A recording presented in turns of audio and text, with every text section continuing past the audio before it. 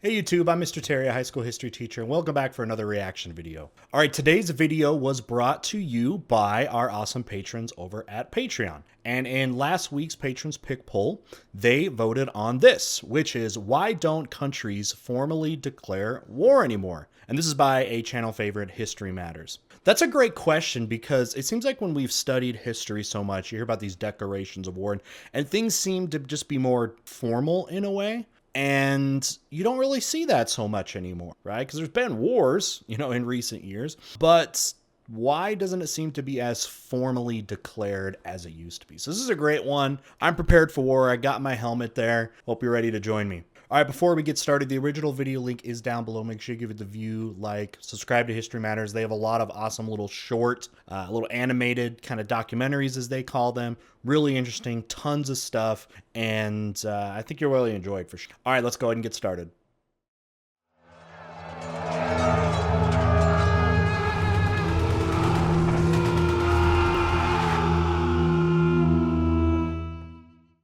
Historically, wars were begun by a formal declaration of war. These would often come in two forms. Wait, who was that from? Wars were begun by a formal declaration of war. To Prussia, fight me. Lots of love. France.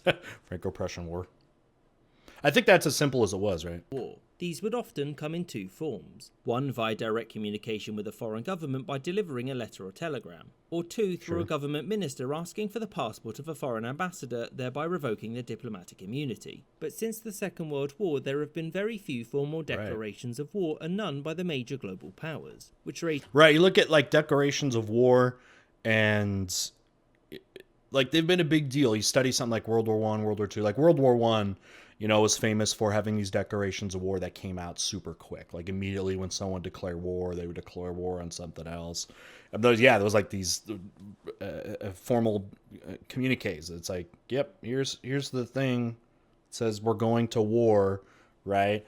And yeah, they did that. But yeah, it seems like since the World Wars, it hasn't happened so much. Raises the question, why not? Why did nations stop formally declaring war? So, to give examples of why, we're going to look at two conflicts from the Cold War. The Vietnam War between the USA and North Vietnam, and the Falklands War between Britain and Argentina. Be aware that the general reasons for there not being declarations of war in these conflicts can be applied to most other conflicts too. So, the first major difference between the world pre- and post-World War II is that a new international framework existed, the United Nations. And the UN had very strict guidelines on what were legal grounds for war. Sure. Like somewhere like the United States, for example, has very specific things written in the Constitution for wars and the procedures for go to war. Like in the United States, as an example, a declaration of war has to be approved by Congress. The president can't just, do that. And that can be very hard to get a declaration of war, through a democratic process like that. Back in like World War II, there wasn't necessarily these deep red-taped democratic processes with all these people having to vote and give maybe presentations or their case about why should or shouldn't do it.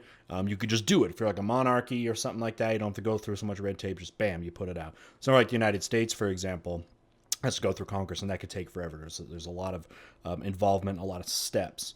And I know with like the Vietnam War, from the United States perspective, there was kind of ways to skirt around this idea of like having formally declared war and loopholes basically to do that. So that's one example, and we'll see if they give that one or maybe one that's similar. So in the case of Vietnam, there was no declaration of war for several reasons. The first was that the US saw itself as aiding one side in an already ongoing civil war. It didn't recognise North Vietnamese independence, and thus it had no one to declare war on, as far as the US government was... There's a loophole right there. Just don't technically accept the people that you're fighting with. Right? And that's just, I don't know if that's just a semantics thing. Hey, if we don't say that they're a country, then I guess we don't have a declaration or a country to give a declaration to. Seems more like a loophole than anything, doesn't it? Concerned it was aiding the legitimate Vietnamese government against an uprising, not fighting a war against any legitimate state. The second reason was the United Nations. There was no way that the USSR was going to approve a war against a fellow communist state. And the third reason was that... So, going back to that, the UN, the creation of the UN was supposed to change how wars are done anyway. And in fact, the League of Nations was supposed to do that after World War One, where there's supposed to be this diplomatic platform you go through and these stages you go through to hopefully prevent a war, than just go it alone, right? And that's what the hope was. And the League of Nations, of course, was a massive failure. And the UN, in a way, after World War II, United Nations was created to hopefully be a little more powerful of entity. But basically, if you were possibly going to go to war with somebody, you're supposed to go basically like through the United Nations. And there's steps you go through and these diplomatic things, and you're supposed to go through that. So in a way, I could see that being maybe one of the biggest reasons since World War II of why these declarations of war don't happen from country A to country B. Like nothing is just linear that way. You go through these other things again, like the United Nations. But again, a lot of countries don't give a crap, and if the United Nations says no, they're going to go do it anyway. So they find other ways to go through and find loopholes to be able to go to war, like they said with the example of the United States and Vietnam, because it wasn't going to work through the UN. Domestically, there was no need to. You see, normally a declaration of war was needed to implement the draft. Oreo. For America, the draft from World War II had never technically ended. After the Gulf of Tonkin incident, in which a US destroyer in the region was attacked by Vietnamese patrol boats, Right. Congress passed the Gulf of Tonkin Resolution, which gave President Lyndon B. Johnson the right to deploy troops for combat operations without a formal declaration of war. So right there, massive loophole, right? You have this emotional event. By the way, that whole Gulf of Tonkin thing, the way that it was portrayed immediately to Congress about how that incident went down, find out later it was nothing like that. It was to make a long story short, talk about how this ship was attacked by like the North Vietnamese side, and it was totally unprovoked and all that stuff. And that information immediately went to Congress, and that was a very emotional thing. Like, bam, yes, we'll pass a resolution to get involved in more in the conflict than what the U.S. was already doing. But then once details came out, that was not exactly how it was going down. I think that ship had attacked first, and it didn't go down the way it was, which might have changed potentially the vote. But what you saw there, what happened was this resolution basically just bypassed what the Constitution says and gave that power to the president, whereas, again, decisions on war were supposed to be done by Congress. And after the Vietnam War, the US never needed to declare war because often its conflicts were much smaller, so no need for a draft. So what about the Falklands War? Why didn't Margaret there was Thatcher one. declare war on Argentina Vietnam. in 1982 after it seized the Falkland Islands? Thatcher did actually inquire as to whether or not a declaration of war was necessary, and she was told not to. And the reasons that she was advised against such action were simple. First of all, self-defense is a legal right according to the UN, and second, it would complicate relationships with neutral countries. Neutral states aren't allowed to provide arms for belligerents. Fighting nations can't use their territories or waters for transiting war materials, and they have to detain troops who enter their lands along with many other restrictions. The two nations of particular concern were Spain and Chile. Spain was against the war but had some sympathies towards the Argentinian position. Plus, given the placement of Gibraltar, British naval ships entering Spanish waters by accident had to be detained, and if they weren't, this could jeopardise Spanish neutrality. And as for Chile, some British troops were stationed there for reconnaissance. And if Britain were to declare war, then Chile would legally have to detain those troops or be considered a co-belligerent. And as for Argentina, it was sourcing weapons from other countries and getting reconnaissance from the USSR, hence why a declaration of war benefited neither side. Everything's so complicated now in the globalized world as a result of World War II. It's like you can't have a conflict with somebody without pissing somebody else off. And it's these reasons which determine why many nations have no need to formally declare war anymore. Domestic powers to fight wars are largely much greater than they used to be, and wars are often small scale enough that nations don't want to deal with the hassle of formally declaring war. True. I'll get to this more at the end, but the way that we fight wars has changed a lot since the days of declaring war. And yet the main reason is that if a nation doesn't formally declare war, it doesn't change its relationship with other states, meaning for them it's as if the war was never happening, meaning nothing has to change. I hope you enjoyed this episode and thank you for watching, with a special thanks to my patrons, James Bizanet, John Lucid, Love The Man patrons. of Culture, Danny Maloney, Little Holiday, Love John people who Bizges, support any of Rob these Waterhouse, channels. Awesome. Mo, James Castaneda, Aaron the White, Jordan Locke. All right, let's talk about this. All right, so I think History Matters did a great job at summarizing some of the points that definitely had come to mind. And to put it, I guess, in my own words, the world wars which again had these declarations of war. They changed, of course, how we fight. World War I was said to be the war to end all wars. Not true. Neither was World War II.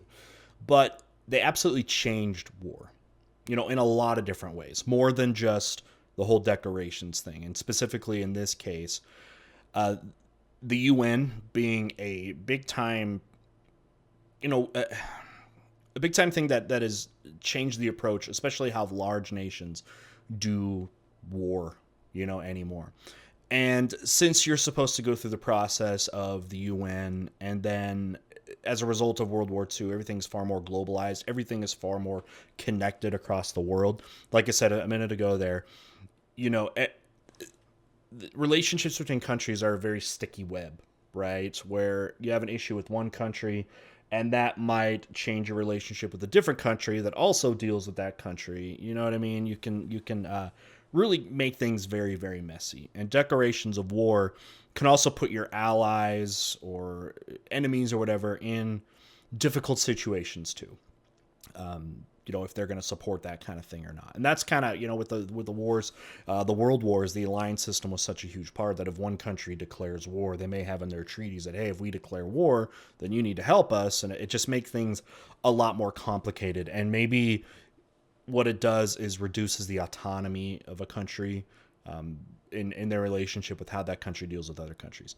Anyway, your thing that has allowed for fewer declarations of war is the technological advances and the way that just war is done now.